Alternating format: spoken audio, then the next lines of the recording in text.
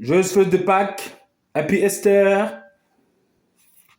La Pâques célèbre pour les Juifs le fait qu'ils ont eu la manne, le pain du ciel durant la traversée du désert par rapport à la libération des Hébreux dans l'Égypte antique. Et pour les chrétiens, la Pâques, c'est la mort et la résurrection du Messie Jésus-Christ. Je vais vous lire des passages de la Bible en mémoire de la fête chrétienne de la Pâques.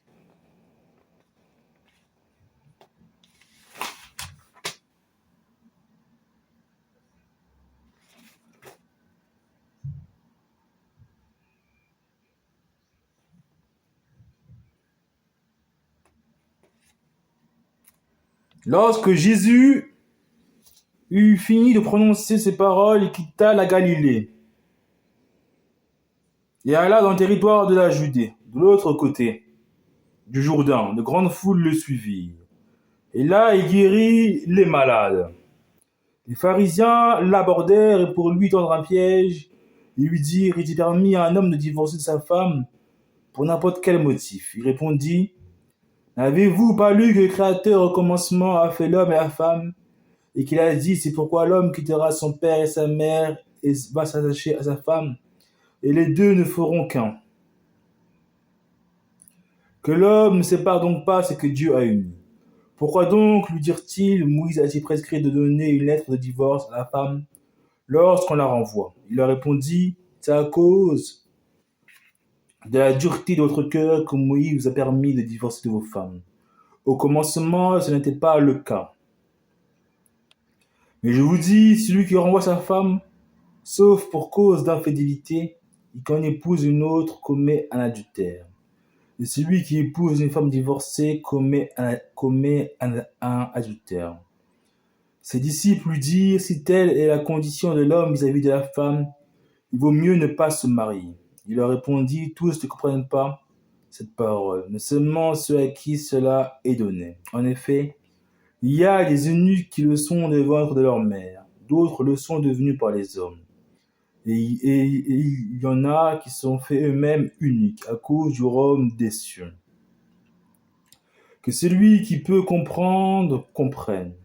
Alors des gens lui amenèrent des petits enfants afin qu'il pose les mains sur eux et prie pour eux. Mais les disciples leur firent des reproches. Jésus dit: laissez les petits enfants, ne les empêchez pas de venir à moi, car le royaume des cieux est pour ceux qui leur ressemblent. Il posa les mains sur eux et partit de là. Un homme s'approcha et dit à Jésus: bon maître, que dois-je faire de bon pour avoir la vie éternelle? Il lui répondit: pourquoi m'appelles-tu bon? Personne n'est bon, si ce n'est Dieu seul. Si tu veux entrer dans la vie, respecte les commandements. Lesquels, lui dit-il? Et Jésus répondit: tu ne commettras pas de meurtre, tu ne commettras pas d'adultère, tu ne commettras pas de vol, tu ne porteras pas de faux témoignages. Honore ton père et ta mère, et tu aimeras ton prochain comme toi-même. Le jeune homme lui dit: j'ai respecté tous ces commandements dès ma jeunesse. Que me manque-t-il encore? Jésus lui dit: si tu veux être parfait, va vendre ce que tu possèdes, donne-le aux pauvres et tu auras un trésor dans le ciel. Puis viens et suis-moi. Lorsqu'il entendit cette parole, le jeune homme s'en alla tout triste, car il avait de grands biens. Jésus dit à ses disciples: je vous le dis en vérité, il est difficile à un riche d'entrer dans le royaume des cieux. Je vous le dis encore, il est plus facile à un chameau de passer par un trou d'aiguille qu'à un riche d'entrer dans le royaume des cieux. Quand les disciples entendirent cela, ils furent très étonnés et dirent: qui peut donc être sauvé? Jésus les regarda et leur dit: aux hommes, cela est impossible, mais à Dieu tout est possible.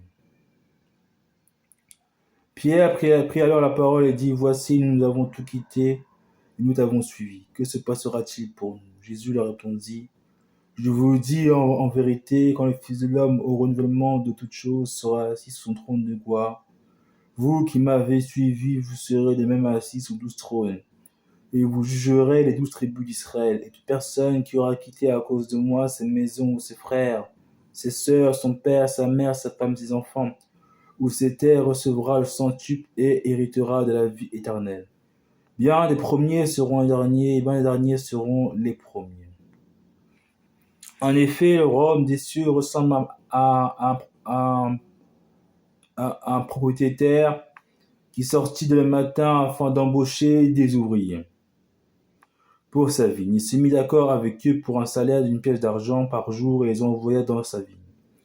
Il sortit vers 9 heures du matin et en vit d'autres qui étaient sur la place sans travail. Il leur dit, allez aussi à ma vigne, et je vous donnerai ce qui sera juste. Et ils y allèrent, ils sortirent de nouveau vers midi, et vers 3 heures de l'après-midi, il fit de même.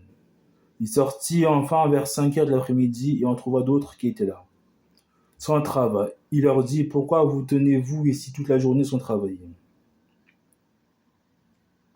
Il leur dit, pourquoi vous tenez-vous ici toute la journée sans travail? Ils lui répondirent, c'est que personne ne nous a embauchés. Allez aussi à ma vigne, leur dit-il, et vous recevrez ce qui sera juste. Le soir venu, le maître de la vigne dit à son intendant, appelle les ouvriers et paye-leur le salaire en allant des derniers aux premiers. Ceux de 5 heures de l'après-midi vinrent et reçurent chacun une pièce d'argent. Quand les premiers vinrent à leur tour, ils pensèrent recevoir davantage. Mais ils reçurent aussi chacun une pièce d'argent. En la recevant, ils murmurèrent contre les propriétaires, en disant, ces derniers arrivés n'ont travaillé qu'une heure et qu'ils ont travaillé et se traitaient comme nous, qui avons supporté la fatigue du jour et de la chaleur. Il répondit à l'un d'eux, mon ami, je ne te fais pas de tort. N'as-tu pas été d'accord avec moi pour un salaire d'une pièce d'argent? Prends ce qui te revient et va-t'en. Je veux donner à ce dernier arrivé autant qu'à toi. Ne m'est-il pas permis de faire ce que je veux de mes biens? Ou vois-tu d'un mauvais œil que je sois bon? Ainsi les derniers seront les premiers, et les premiers seront les derniers. Beaucoup sont invités, mais peu sont choisis. Pendant qu'il montait à Jérusalem, Jésus prit à part les 12 disciples et leur dit en chemin, nous montons à Jérusalem et le Fils de l'homme sera livré aux chefs des prêtres et aux spécialistes de la loi. Ils le condamneront à mort et le livreront aux non-juifs qui se moquent de lui, le fouettent et le crucifient. Le troisième jour, il ressuscitera. Alors la mère des fils de Zébédée s'approcha de Jésus avec ses fils et se prosterna pour lui faire une demande. Il lui dit, que veux-tu?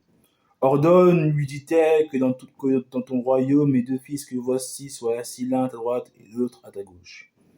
Jésus répondit, vous ne savez pas ce que vous demandez. Pouvez-vous boire la coupe que je vais boire, ou être baptisé du baptême dont je vais être baptisé? Nous le pouvons, dirent-ils. Il leur répondit, vous boirez en effet ma coupe, et vous serez baptisés du baptême dont je vais être baptisé. Mais quant à être assis à ma droite et à ma gauche, cela ne dépend pas de moi, et ne sera donné qu'à ceux pour qui mon Père l'a préparé. Après avoir entendu cela, les 10 autres furent indignés contre les 2 frères. Jésus les appela et leur dit, vous savez que les chefs des nations dominent sur elles et que les grands les tiennent sous leur pouvoir. Ce ne sera pas le cas au milieu de vous, mais si quelqu'un veut être grand parmi vous, il sera votre serviteur. Si quelqu'un veut être le premier parmi vous, qu'il soit votre esclave. C'est ainsi que le Fils de l'homme est venu, non pour être servi, mais pour servir et donner sa vie un rançon pour beaucoup. Lorsqu'ils sortirent de Jéricho, une grande foule suivit Jésus. 2 aveugles assis au bord du chemin entendirent que Jésus passait et crièrent, aie pitié de nous, Seigneur, fils de David. La foule les reprenait pour les faire taire, mais ils crièrent plus fort, aie pitié de nous, Seigneur, fils de David.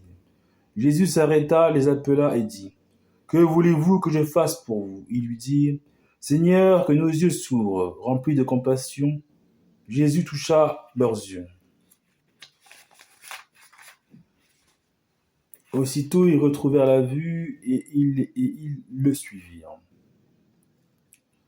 Lorsqu'ils approchèrent de Jérusalem et qu'ils furent arrivés à Bethphagée, vers le mont des Oliviers, Jésus envoya 2 disciples en leur disant, allez au village qui est devant vous.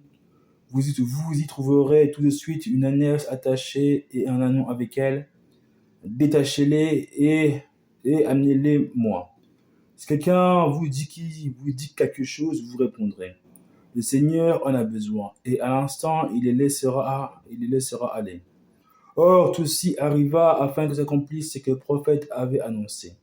Dites à la fille de Sion, voici ton roi qui vient à toi, plein de douceur, et monté sur un âne, sur un ânon, le petit d'une ânesse. Les disciples allèrent faire ce que Jésus leur avait ordonné. Ils amenèrent l'ânesse et l'ânon, mirent leurs vêtements sur eux, et Jésus s'assit dessus. Une grande foule de gens étendirent leurs vêtements sur le chemin, d'autres coupèrent des branches aux arbres et en jonchèrent la route. Ceux qui précédaient et ceux qui suivaient Jésus criaient « Hosanna au fils de David !» Béni soit celui qui vient en nom du Seigneur. Hosanna dans le lieu très haut. Lorsqu'il entra dans Jérusalem, toute la ville fut troublée. On disait « Qui est cet homme ?» La foule répondait « C'est Jésus, le prophète de Nazareth en Galilée. » Jésus entra dans le temple de Dieu. Il chassa tous ceux qui vendaient et qui achetaient dans le temple.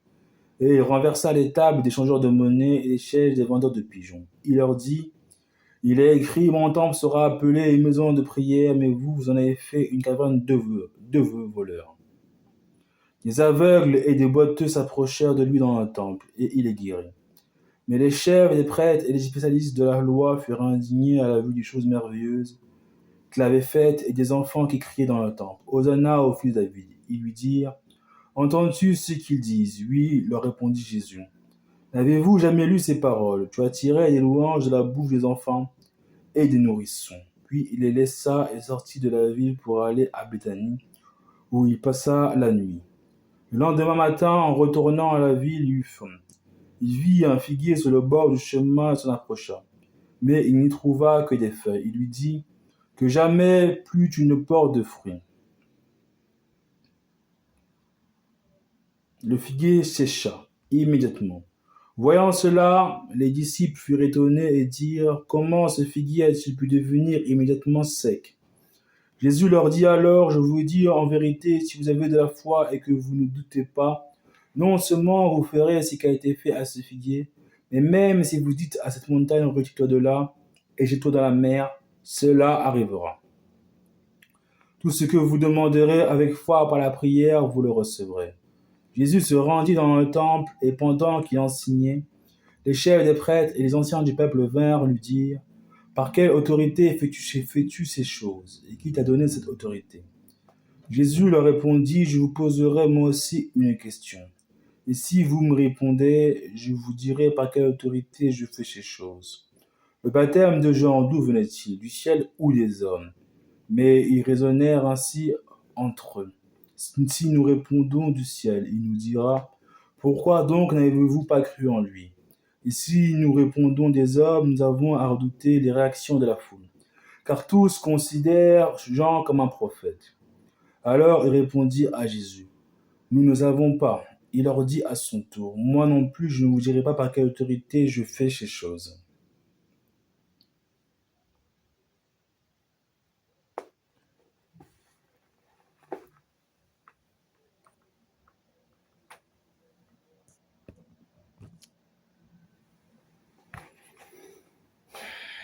Qu'en pensez-vous ?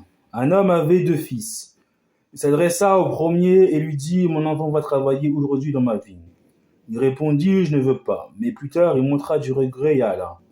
Le père s'adressa à l'autre et lui dit la même chose. Ce fils répondit « Je veux bien, Seigneur, mais il n'y alla pas. » Lequel des deux a fait la volonté du Père ? Il répondit « Le premier. » Et Jésus leur dit « Je ne vous le dis en vérité, les collecteurs d'impôts et les prostituées vous précéderont dans le royaume de Dieu. Car Jean est venu à vous dans la voie de la justice et vous n'avez pas cru en lui. En revanche, les collecteurs d'impôts, les prostituées ont cru en lui et vous qui avez vu cela, vous n'avez pas ensuite montré de regret pour croire en lui. Écoutez une autre parabole. Il y avait un propriétaire qui planta une vigne. Il l'entoura d'une haie, il creusa un pressoir et construisit une tour. Puis il la loua à des vignerons et partit en voyage. Lorsque le temps de la récolte fut arrivé, il envoya ses serviteurs vers les vignerons pour recevoir sa part de récolte. Mais les vignerons s'emparèrent de ses serviteurs. Ils battirent l'un, tuèrent l'autre et lapidèrent le troisième. Il envoya encore d'autres serviteurs en plus grand nombre que les premiers, et les vignerons les traitaient de la même manière. Enfin, il envoya vers eux son fils en se disant « Ils auront du respect pour mon fils. Mais quand les vignerons virent le fils, ils se dirent entre eux, voilà l'héritier, venez, tuons-le, et emparons-nous de son héritage.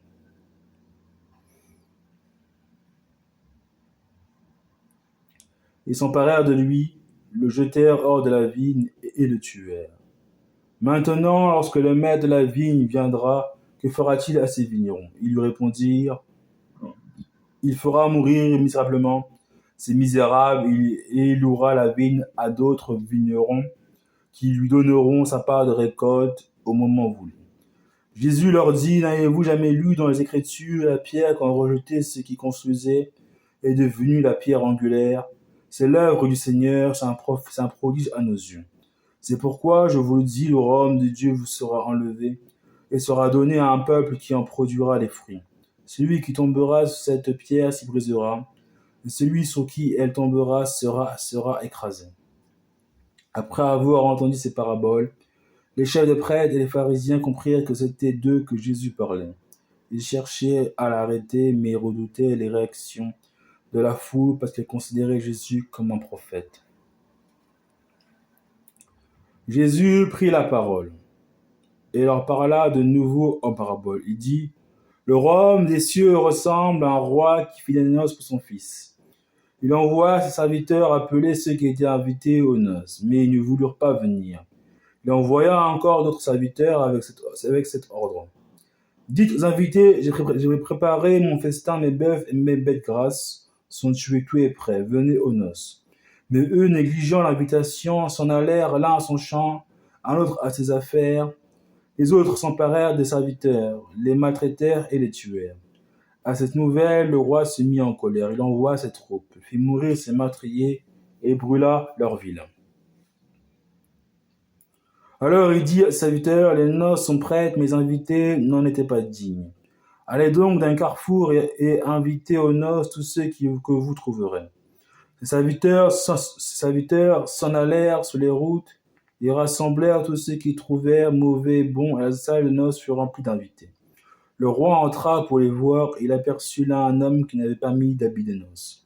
Il lui dit, mon ami, comment as-tu pu entrer ici sans avoir d'habit de noces?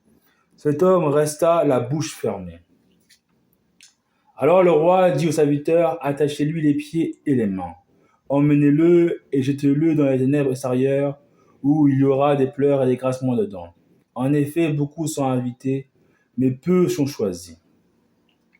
Alors les pharisiens allèrent tenir conseil sur les moyens de prendre Jésus au piège de ses propres paroles. Ils envoyèrent vers lui leurs disciples avec les Hérodiens. Ils lui dirent, Maître, nous savons que tes paroles sont vraies et que tu enseignes le chemin de Dieu en toute vérité, sans te laisser influencer par personne, car tu ne regardes pas à l'apparence des personnes. Dis-nous donc ce que tu en penses. Est-il permis au nom de payer l'impôt à l'empereur? Mais Jésus, connaissant leur méchanceté, répondit, pourquoi me tendez-vous un piège, hypocrite? Montrez-moi la monnaie avec laquelle on paye l'impôt. Ils lui présentèrent une pièce de monnaie. Il leur demanda de qui portait l'effigie et l'inscription. De l'empereur, lui répondirent-ils. Alors il leur dit, rendez donc à l'empereur ce qui est à l'empereur, et à Dieu ce qui est à Dieu. Étonnés de ce qu'ils entendaient, ils le quittèrent et s'en allèrent. Le même jour, les Sadducéens qui disent qu'il n'y a pas de résurrection vinrent trouver Jésus et lui posèrent cette question. Maître, Moïse a dit, si quelqu'un meurt sans enfant, son frère épousera la veuve et donnera une descendance à son frère. Or, il y avait parmi nous 7 frères. Le premier s'est marié et est mort, et comme il n'avait pas d'enfant, il a laissé sa femme à son frère, et il en allait de même pour le deuxième, puis le troisième, ce jusqu'au 7e. Après eux tous, la femme est morte aussi. À la résurrection, duquel des 7 sera-t-elle donc la femme? En effet, tous l'ont épousée. Jésus leur répondit, vous êtes dans l'erreur parce que vous ne connaissiez ni les Écritures ni la puissance de Dieu. En effet, à la résurrection, les hommes et les femmes ne se marieront pas, mais ils seront comme les anges de Dieu dans le ciel. En ce qui concerne la résurrection des morts, n'avez-vous pas lu ce que Dieu vous a dit? Je suis Dieu d'Abraham, Dieu d'Isaac et Dieu de Jacob. Dieu n'est pas Dieu des morts, mais des vivants. La foule qui écoutait fut frappée par l'enseignement de Jésus. Les pharisiens apprirent qu'il avait réduit au silence les Sadducéens. Ils se rassemblèrent et l'un des professeurs de la loi lui posa cette question, pour le mettre à l'épreuve. Maître, quel est le plus grand commandement de la loi? Jésus lui répondit, tu aimeras le Seigneur ton Dieu de tout ton cœur, de toute ton âme et de toute ta pensée. Ce premier commandement est le plus grand. Et voici le deuxième, qui lui est semblable. Tu aimeras ton prochain comme toi-même. De ces deux commandements dépend toute la loi et les prophètes. Comme les pharisiens se trouvaient rassemblés, Jésus les interrogea en ces termes. Que pensez-vous du Messie? De qui est-il le fils? Ils lui répondirent de David. Et Jésus leur dit, comment donc David, animé par l'Esprit, peut-il l'appeler Seigneur lorsqu'il dit, le Seigneur a dit à mon Seigneur, assis-toi à ma droite jusqu'à ce que j'ai fait de tes ennemis ton marchepied. C'est donc David l'appelle Seigneur. Comment peut-il être son fils? Aucun ne peut lui répondre un mot. Et depuis ce jour, personne n'osa plus lui poser deux questions. Alors Jésus s'adressa à la foule et à ses disciples en disant, les spécialistes de la loi et les pharisiens se sont fait les interprètes de Moïse. Tout ce qu'ils vous disent de respecter, faites-le donc et respectez-le. Mais n'agissez pas comme eux car ils disent et ne font pas. Ils lient des fardeaux pesants et les mettent sur les épaules des hommes, mais ils ne veulent pas les remuer du doigt. Toutes leurs actions, ils les font pour se faire remarquer des hommes. Ainsi, ils portent de grands phylactères et allongent les franges de leurs vêtements. Ils aiment occuper la meilleure place dans les festins et les sièges d'honneur dans des synagogues. Ils aiment être salués sur les places publiques et être appelés par les hommes maître, maître. Mais vous, ne vous faites pas appeler maître, car un seul est votre maître, c'est le Christ, et vous êtes tous frères. N'appelez personne sur la terre votre Père, car un seul est votre Père, c'est celui qui est au ciel. Ne vous faites pas appeler chef, car un seul est votre chef, c'est le Christ. Le plus grand parmi vous sera votre serviteur, celui qui s'élèvera sera abaissé, et celui qui s'abaissera sera élevé. Malheur à vous, spécialistes de la loi, et pharisiens hypocrites, parce que vous fermez aux hommes l'accès au royaume des cieux. Vous n'y entrez pas vous-même, et vous ne laissez pas entrer ceux qui le voudraient. Malheur à vous, spécialistes de la loi, et pharisiens hypocrites, parce que vous dépouillez les veuves de leurs biens, tout en faisant pour l'apparence de longues prières. À cause de cela, vous serez jugés plus sévèrement. Malheur à vous, spécialistes de la loi et pharisiens hypocrites, parce que vous parcourez la mer et la terre pour faire un converti, et quand il est devenu, vous en faites un fils de l'enfer 2 fois pire que vous. Malheur à vous, conducteurs aveugles, vous dites, si quelqu'un jure par le temple, cela ne compte pas. Mais si quelqu'un jure par l'or du temple, il est engagé. Espèce de fou aveugle, lequel est le plus grand? L'or ou le temple qui consacre l'or? Vous dites encore, si quelqu'un jure par l'autel, cela ne compte pas.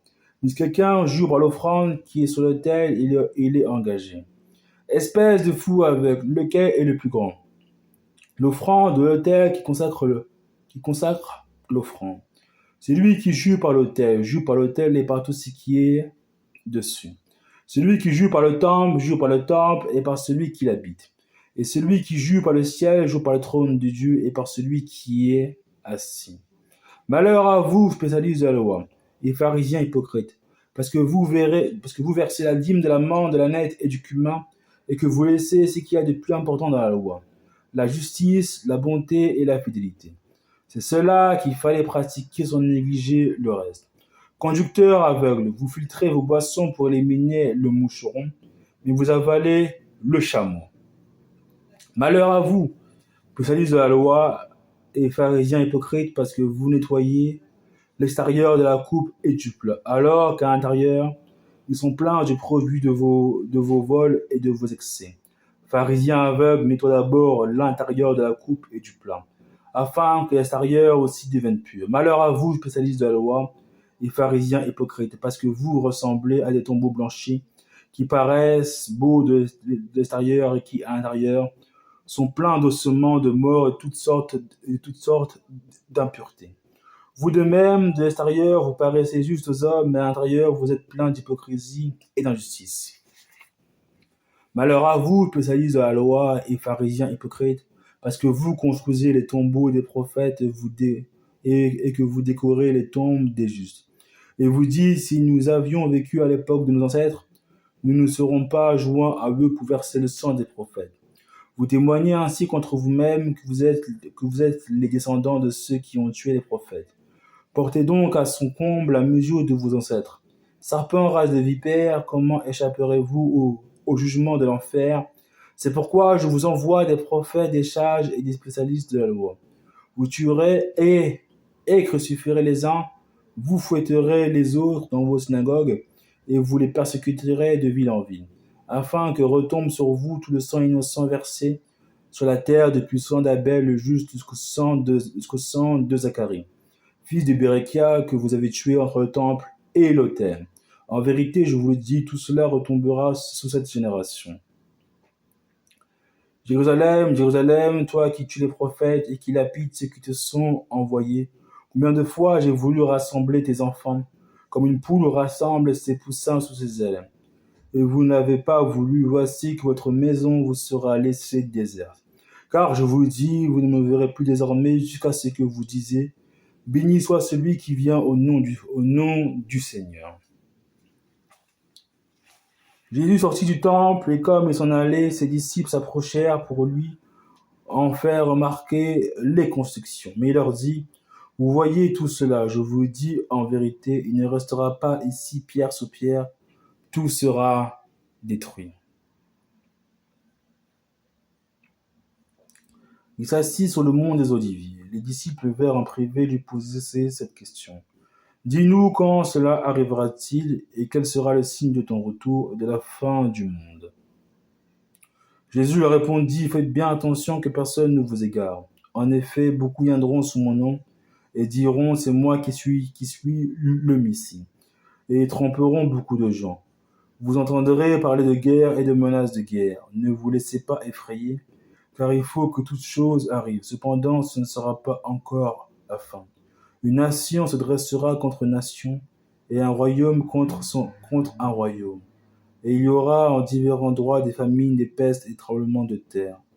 Tout cela sera le commencement des douleurs. Alors on vous livrera à la persécution, et l'on vous fera mourir. Vous serez détestés de toutes les nations à cause de mon nom. Beaucoup trébucheront alors et ils se trahiront. Se haïront les uns les autres. Beaucoup de prétendus prophètes surgiront et ils tromperont beaucoup de gens. À cause de la progression du mal, l'amour du plus grand nombre se refroidira. Celui qui persévérera jusqu'à la fin sera sauvé. Cette bonne nouvelle du royaume sera proclamée dans le monde entier pour servir de témoignage à toutes les nations. Alors viendra la fin.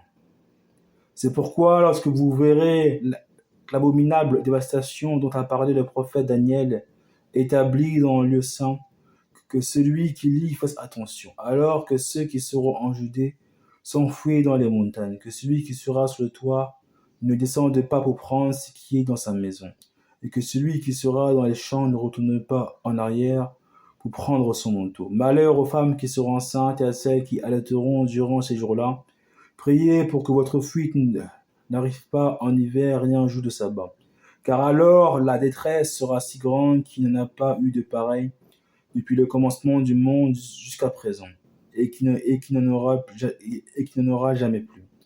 Et si ces jours n'étaient pas abrégés, personne ne serait sauvé. Mais à cause de ceux qui ont été choisis, ces jours seront abrégés. Si quelqu'un vous dit alors le Messie est ici ou il est là, ne les croyez pas. Car de prétendus Messies et de prétendus prophètes surgiront. Ils feront de grands prodiges et des signes miraculeux au point de tromper, si c'était possible, même ceux qui ont été choisis. Voilà, je vous l'ai annoncé d'avance. Si donc on vous dit, le voici, il est dans le désert, n'y allez pas. Ou le voilà, il est dans un lieu secret, ne le croyez pas. En effet, tout comme l'éclair part de l'est et apparaît jusqu'à l'ouest, ainsi sera le retour du Fils de l'homme. Là où sera le cadavre, là se rassembleront les vautours. Aussitôt après ces jours de détresse, le soleil s'obscurcira, La lune ne donnera plus sa lumière, les étoiles tomberont du ciel, et les puissances célestes seront ébranlées. Alors le signe du Fils de l'homme apparaîtra dans le ciel. Tous les peuples de la terre se lamenteront et ils verront le Fils de l'homme venir sur les nuées du ciel avec beaucoup de puissance et de gloire. Il enverra ses anges avec la trompette retentissante. Eux, ils lui rassembleront ceux qu'il a choisis des quatre coins du monde, d'une extrémité du ciel à l'autre. Tirez instruction de la parabole du figuier. Dès que ses branches deviennent tendres et que les feuilles poussent, vous savez qu'il est proche. De même, quand vous verrez toutes ces choses, sachez que le Fils de l'homme est proche, qu'il est à la porte. Je vous dis en vérité, cette génération ne passera pas avant que tout cela n'arrive. Le ciel et la terre disparaîtront, mais mes paroles ne disparaîtront pas. Happy Easter et joyeuse Pâques. Vive la France, vive la République. Je vous aime dans l'amour du Christ. Amen.